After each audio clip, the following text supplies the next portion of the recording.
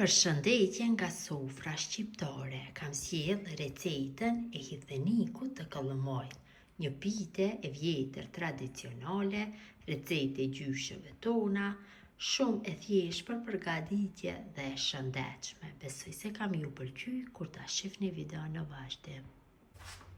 Filloj me përgatitjen e hidhenikut. Fillimisht e përgatisim bushën. Kësaj radhe unë kam pas hithat në ngrirje, i kam ngrirë dikon para një jave, kam bërë mbledhjen dhe kam bërë ngrirjen, i kam pastru, kam coptu dhe kam bërë ngrirjen, kështu i ruaj për sinën e dimrit. Një ditë do e demonstroj videon se si bëj mbledhjen e hithave dhe si bëj ruajtjen dhe përgatitjen e tyre për një hith, kështu të lloj që nuk ngjet dhe në fillim e shtojna gjalpin. Tu kam 150 gram me gjalp dhe në temperaturë mesatare e shkrina gjalpin plotësisht. Gjalpi është shkrir plotësisht, tash i shtojna hitha. Kam bërë matjen e tyre, gjithsej kam 600 gram me hitha të pastruara.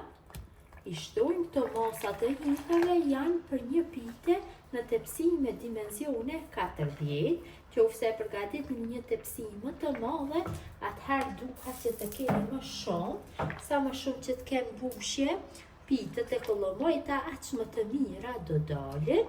Tash ja shtojna 600 ml me qumësht. Sa gram hitha hedhni, aq mililitra të qumshtit shtoni. Shtojmë qumshtin dhe shtojna një lugë të mesme me krem. Dhe masën e zim kështu, dikon për 5-6 minuta nga momenti që fillon të vloj. Pra hithat janë të ngrira, tash do shkrihem nga nxehtësia dhe i zim për 5-6 minuta nga momenti që filloj të vloj. Masa është zirë mjaftueshëm. Tash ja shtojna 2 lugë gjella me miell mistri që trashet lëngu. Miell mistri lind është. E përzim kështu. E të munduhem që mos ngele topa mielli nëpër mas, shumë e rëndësishme është. Dhe hoxhi hidhenikut është gati. E largojna nga zjarri. Pasi mbushja është ftohur dikon rreth 10 minutave, tash ja shtojna 2 vezë. Vezët e bëjnë më të shishme hidhenikun dhe masën e përzim mirë që vezët përhapen. Kështu e përzim. Tash e përgatisim petën e parë të hidhenikut. Duhet miell mistri nga inti. Pasi tepsia është me numër 40, e shtojmë 2 gota nga 200 ml. Shtojmë kështu në një enë më të madhe. Unë jam duke përdorur miell mistri bio. Qofse përdorni të marketit e përdorni nga inti, ose bëni kombinimin e miellit të mistrit të intit me polenta, do del shumë e mirë. Ja shtojna një lugë gjelle, jo të mbushur plot, ose një lugë gjysmë të mesme me krem, dhe për formimin e brumit na nevojitet ujë vodi nxehtë. Shtojmë ujë dhe përzim masën. Masat e ujit asnjëherë nuk dihen fikse. Mund ta bëjmë një brumë më të hollë ose më të trash, pak më i lëngshëm më mirë, më lehtë do jetë, megjithatë nëse është brumi i trash, pitja do del njëjtë, nuk lum asnjë lloj dallimi. Shtojmë ujë dhe përzim. Shumë e rëndësishme është vetëm mos ngele topa mielli.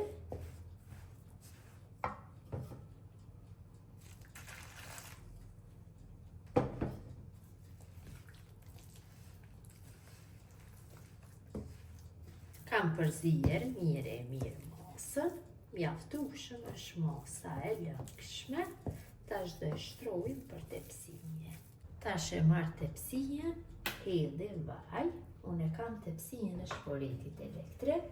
Qofse përdorni një tepsi rrethore me dimensione 40-42 është e mjaftueshme. Këto masat miellit, argjit janë mjaftueshme. Munduhem kështu dhe qoshet e tepsisë t'i bëj me vaj, monte një brushe, hedhi vaj të bollshëm në sipërfaqen e tepsisë. Kam përhap mirë. Brumin e shtroj kështu për tepsinje, me lugë ose me dorë, varet se si doni të punoni. Kështu i lëngshëm dhe lehtë e keni që ta shtroni.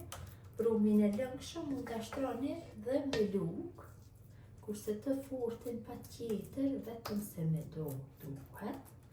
Të munduhem që gjithë sipërfaqen e brumit ta përhapi në trashësinë e njëjtë nga gjitha anët të tepsinjes.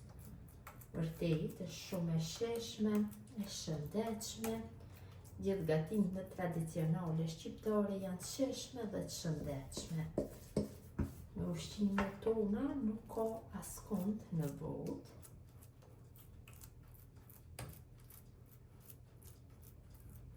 Kam përhap gjithë brumin, gjithë sipërfaqen, e kam përhapur me lugë, me duar dhe kam bërë trashësinë e njëjtë nga gjithë anët. Tash e kaloj mbushjen mbi petën e parë, kështu. Dhe mbushjen munduhem që ta përhapin trashësinë e njëjtë. Ka një aromë jashtëzakonisht të mirë harxhi.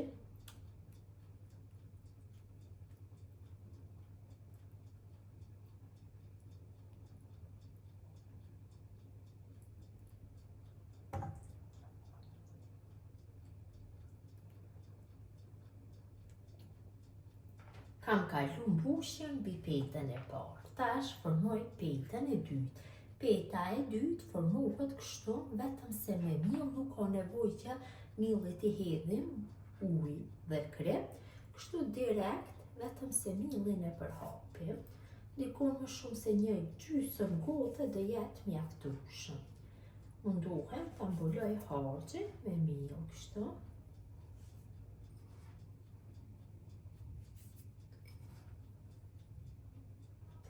Këtu në enë kam shkri 110 gram me gjallë.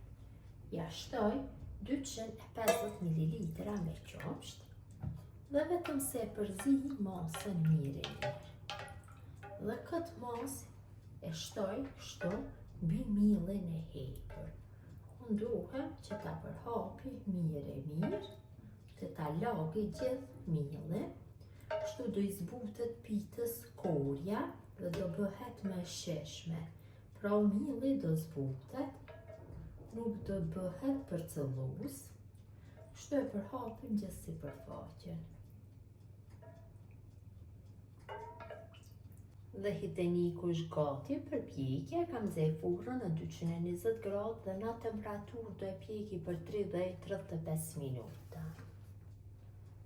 Hitenikun e kam largu nga furra, ka aromën shumë të mirë, sepër ja shtojna 200 ml me qumsht të thotë. Kështu, bëhet më i butë. E lojmë që ftohet dhe është gati për konsumen. Hiteniku është ftohur, është gati për konsumen. Ta largojmë kështu një pjesë dhe ta shihni se si ka dalë. Derisa hiteniku është vali i nxehtë, nuk largohet nga tepsinja. Kur të fillon që të ftohet, më lehtë e keni që ta largoni nga tepsinja. Kur të shtë nxehtë, nëse doni që ta konsumoni, atëherë do e konsumoni me lugë. Është vërtet i shishëm, i shëndetshëm, gjithë ato të cilat kanë problem me anemin, hiteniku do ju ndihmoj shumë. Ja dhe si duket, vërtet ka dalë shumë i mirë. Gjithë ju motra që përgatesni në këtë mënyrë hitenik të kallomajt ju bëft mirë. Ju lutem këtë video të ndani tek miqët dhe dashamirët tuaj, përmbajtje nga sofra shqiptare deri në recetën e radhës.